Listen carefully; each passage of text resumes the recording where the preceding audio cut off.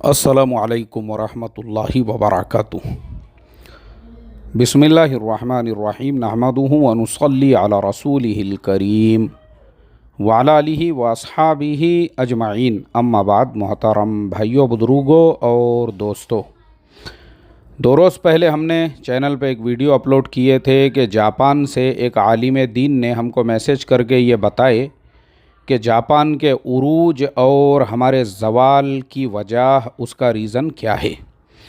उस वीडियो के अंदर मौलाना ने ये बताए थे कि उनके मोहल्ले में किसी ने नए घर की तामीर शुरू किया, तो तामीर शुरू करने से पहले उन्होंने पूरे महल्ले वालों को और जितने भी लोग उस महल्ले में रहते हैं सबको अपनी तरफ से एक लेटर दिया और उसमें एडवांस में लोगों से ये माज़रत चाहिए कि भाई हमारे घर की तामीर हो रही है, तो अब चूँकि गाड़ियाँ आएगी, ट्रक आएंगे, फिर काम चलेगा, तो उसमें आवाज़ होता है, शोर व गौगा होता है, तो हम एडवांस में माफ़ी चाहते हैं महल्ले वालों को ये होने वाली तकलीफ़ के लिए। और साथ में उन्होंने एक एक तौलिया भी पूरे महल्ले वालों को हदिये में दिया और कहा कि देखो धूल वग़ैरह जो कुछ भी आएंगी आपको, ये उसकी सफाई के लिए हमारी तरफ से आपको हदिया है, तोहफ़ा है।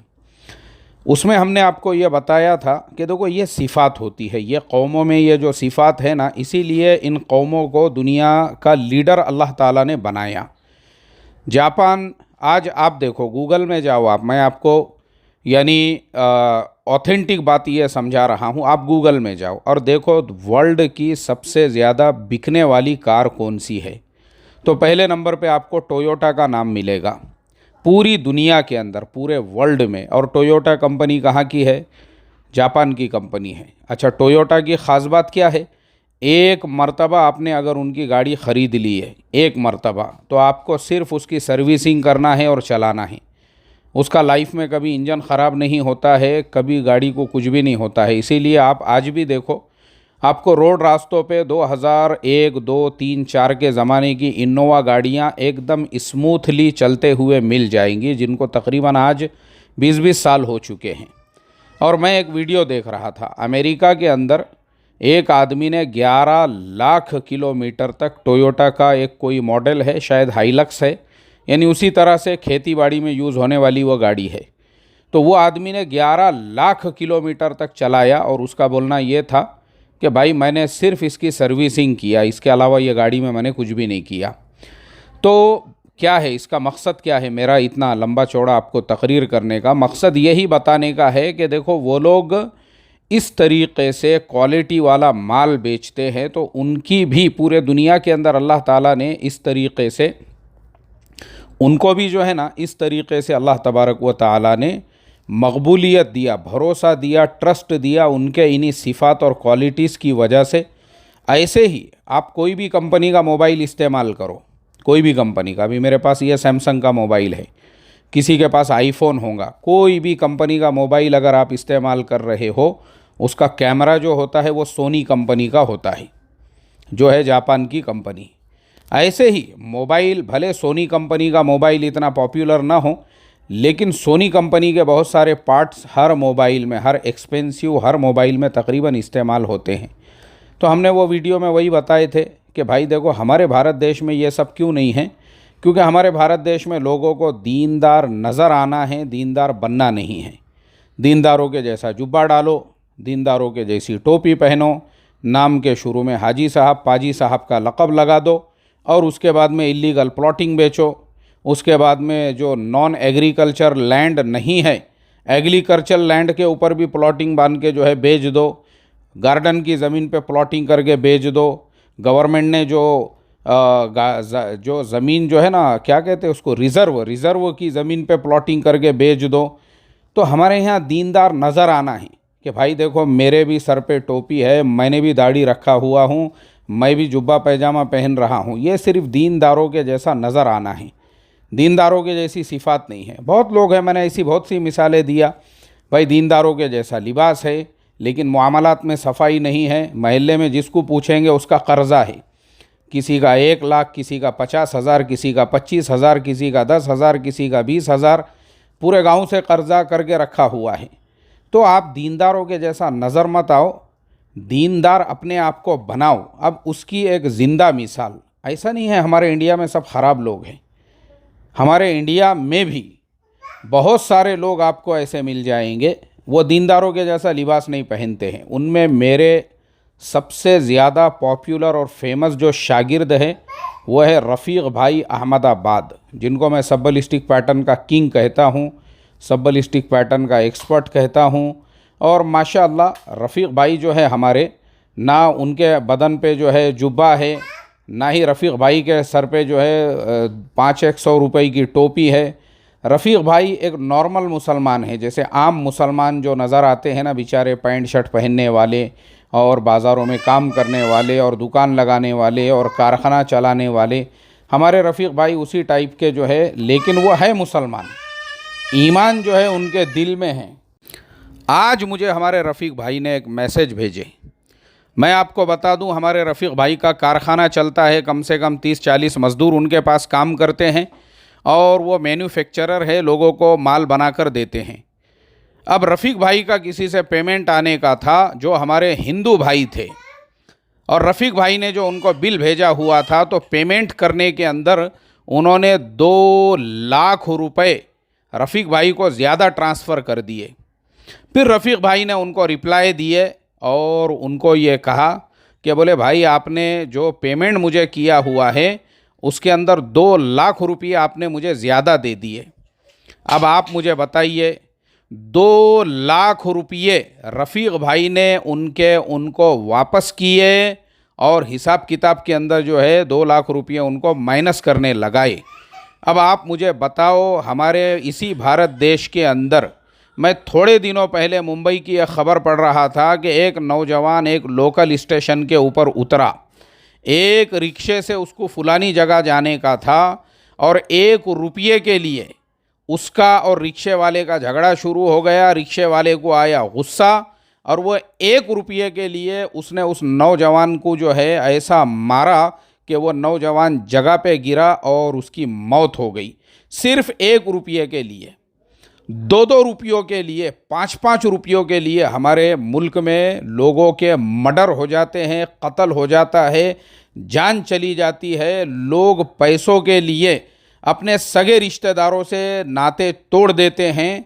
अब आप बताओ, ऐसे मुल्क के अंदर 2 लाख रुपयों का हिसाब किताब, जिसके ज़्यादा पैसे आए थे, उसको वापस करना, ये बहुत बड़े दिल गुर्दे की बात है। लेकिन आगे रफ़ीक भाई ने जो बात लिखे है ना, वो मेरे दिल को लग गई। रफ़ीक भाई ने उसके अंदर लिखे कि उस्ताद मोहतरम, हम सिर्फ़ आपके बयानात को सुनते नहीं हैं बल्कि उस पर अमल भी करते हैं।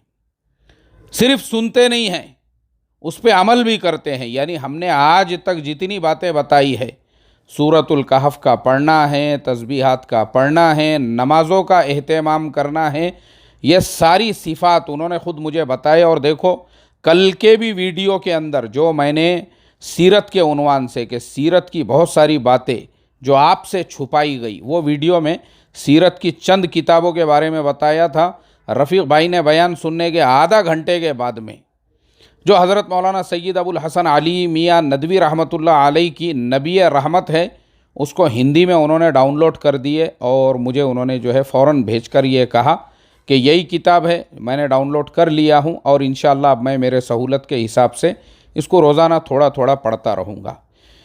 देखो क्या होता है ना मोहतरम दोस्तों, बयान सुनना और अमल करना। मैंने जैसे आपको मेरे कामयाबी का भी एक राज इससे पहले एक वीडियो में बताया था, रोज़ी में बरकत का फ़ॉर्मूला बोलकर, रोज़ी में बरकत कैसे आती है, उसके अंदर मैंने ये बताया था कि ख़ुद मेरी बचपन से ये आदत है। मैं फ़ज़ाइल सदक़ात में जो बुज़ुर्गान दीन और सहाबा इकराम के वाक़ियात है, हिकायत सहाबा में जो वाक़ियात हम सुनते आ रहे हैं, मैंने कभी भी उनको सरसरी तौर पे नहीं सुना हूँ। मैं प्रैक्टिकल उनके ऊपर अमल करता हूँ।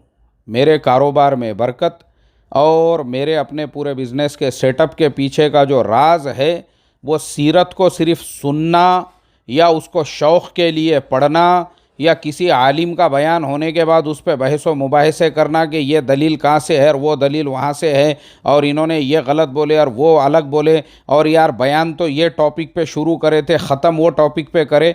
एक्चुअल में हमारे समाज का मिजाज जो है ना, कानों के अय्याशी का बन गया हुआ है। तो अक्सर जो दीनदार कहलाने वाले लोग हैं उनके यहाँ पे बयान करना और बयान सुनना जो है ना, ये सिर्फ़ और सिर्फ कानों की अय्याशी के लिए। हर जुमेरात को जो है बयान की मजलिस हो रही है, उसके बाद में भी बयान ज़िंदगी में नहीं है, अमल में नहीं है। तो पता ये चला कि बयान का मकसद सिर्फ़ और सिर्फ कंपेयर करना है, ये मौलाना का बयान अच्छा है या वो मौलाना का बयान अच्छा है, ये ख़तीब का बयान अच्छा है या वो ख़तीब का बयान अच्छा है, इन्होंने ये बोले उन्होंने वो बोले। और इसलिए अब बयानों के लिए भी वैसे ख़तीबों को ख़ास तौर पे बुलाया जाता है जो एक तो मन घड़त किस्से कहानियाँ सुनाने वाले हैं, आवाम को जोश में लाने वाले हैं, जज्बात में, मतलब उनको एक फ़ॉर्मूला पता है कि भाई पब्लिक को किस तरीक़े से जो है बयान सुनाना है। अब मैं ख़ुद आपको बताता हूँ, हमारे यहाँ पुणे में हमने एक मजलिस रखे थे जिसके अंदर वो जो मुसलमान बहनें हैं जो गैरों के नरगे में आ जाती है या किसी के चक्कर में पड़ जाती है, उनकी इस्लाह और तरबियत के लिए क्या किया जाए। तो उसके अंदर जो है ना बड़े बड़े जो दानिश्वर लोग हैं वैसे लोगों को जमा किया गया और एक साहब को हमने होशियार समझ के, अक्लमंद समझ के, शाना समझ के बोले कि भाई चलो ये इस मजलिस के अंदर जो है लोगों के सामने इस उन्वान पे कुछ बात करेंगे। तो वो लतीफ़े सुना रहे, उसके अंदर जोक सुना रहे। बोले एक बुढ़ा आदमी हकीम साहब के पास में गया और हकीम साहब से कहने लगा, बोले हकीम साहब मुझे जो है आजकल नज़र कम आ रहा है। हकीम साहब ने बोले भाई ये बुढ़ापे की वजह से है। अब वो लतीफ़ा आम तौर पे आप में से हर आदमी को पता होगा। मुझे आप बोलो इतनी सीरियस मजलिस चल रही है, इतना सीरियस मैटर है, एक कौड़ी की अक्ल नहीं, एक कौड़ी का सेंस नहीं, एक कौड़ी का भी जो है फ़हम नहीं है कि किस मजलिस में क्या बात करना चाहिए। मतलब ख़तीब जो है उसने बचपन से रटे रटाए हुए तकरीरा करते आ रहा था, उसको लगा अब ये मजलिस के अंदर भी जो है ज़रा मजलिस में एक आधा लतीफ़ा भी हो जाना चाहिए, एक आधा जोक भी हो जाना चाहिए, बयान में थोड़ा सा पब्लिक का इंटरटेनमेंट हो जाएगा। अबे लुखे, हमको अगर लतीफ़े और जोक्स सुनने का रहता था तो हम एहसान कुरैशी को नहीं तो राजू श्रीवास्तव को बुलाते थे ना। अरे तेरे को बुलाने की क्या ज़रूरत थी, हमने तुझे दानिश्वर समझे थे। इसीलिए देखो ऐसे ऐसे लुखे, मैं बता रहा हूँ ना, ऐसे ऐसे टपोरी छपरी साले, ऐसे ऐसे अकल के खाली आपको मिलेंगे। उनका मकसद ही, उनको कुछ लेना देना नहीं है इस चीज़ से कि आवाम को इससे क्या फ़ायदा होगा नहीं होगा, कुछ नहीं। बस अपने को जो है थोड़ा सा इंटरटेनमेंट करना है, क्योंकि बयान तो हो ही रहे हैं। इसलिए आज के ज़माने में कानों की अय्याशी सुनना है, अमल थोड़ी करने का है उसके ऊपर। लेकिन रफ़ीक भाई ने वो जो जुमला लिखे ना, उन्होंने कहा मैं आपकी बातें खाली सुनता नहीं हूँ, मैं उस पर अमल भी करता हूँ। और ये जो उन्होंने अमल किए 2 लाख रुपये वापस करने का, क्योंकि अक्सर बयानों में मैं यही कहता हूँ, भाई कोई तुम्हारी नमाज देखने के लिए मस्जिद में नहीं आएगा। हमारे हिंदू भाई बिरादरान वतन वो आपकी नमाज देखने को नहीं आएंगे, आप नमाज कितनी लंबी पढ़ते हैं, तस्बीहात कितनी लंबी पढ़ते हैं। जुब्बा नहीं देखेंगे वो आपका जुब्बा कितना बड़ा है कितना छोटा है, वो तो आपके मुआमलात से मुतासिर होंगे, आपके अमल से।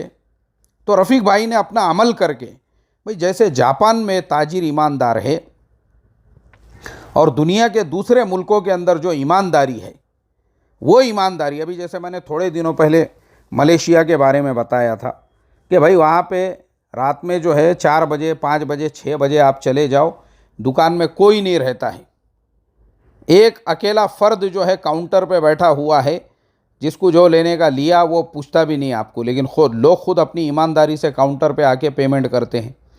जैसे मैंने थोड़े दिनों पहले एक वीडियो डाला था कि भाई थाईलैंड वगैरह के अंदर जो है ना, जो फल है, फल वो दरख्तों से गिर के ज़मीन पे ऐसे बिछ गए हुए होते हैं, कोई वो फल को उठाता भी नहीं, हाथ भी नहीं लगाता है। और मैंने अभी थोड़े दिनों पहले ये भी वीडियो डाला था, मैं अपने पोतरे के कपड़े लेने के लिए एक शोरूम के अंदर गया, वहाँ कोई भी नहीं है, कपड़े ख़रीदो और अपने हाथ से जो है पेमेंट करो और बिल लेके निकल जाओ।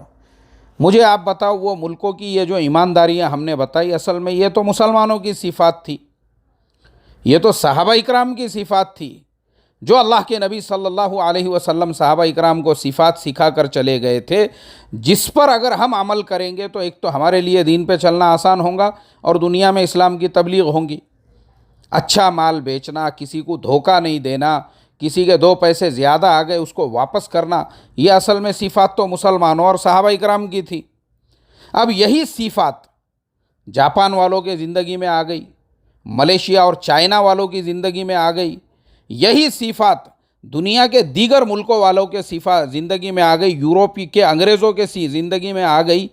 आज वो तरक्की के 7वें आसमान पे हैं और हम नाम निहाद मुसलमान बर्रे सग़ीर के, जिनका पूरा फोकस जुब्बे की लंबाई पे, पैजामे के ऊपर, नाड़े के ऊपर, टोपी के ऊपर, ज़ाहिरी वज़ाक़ता और ईतर रगड़ने के ऊपर है, और सिफात हमारे ज़िंदगियों में आई नहीं। किसी का कर्ज़ा ले रहे हैं, लेके खा जा रहे, धंधा कारोबार कर रहे, लोगों को पार्टनर बना रहे और उसके बाद में प्रॉफिट भी खा रहे और मुनाफा भी खा के भाग जा रहे।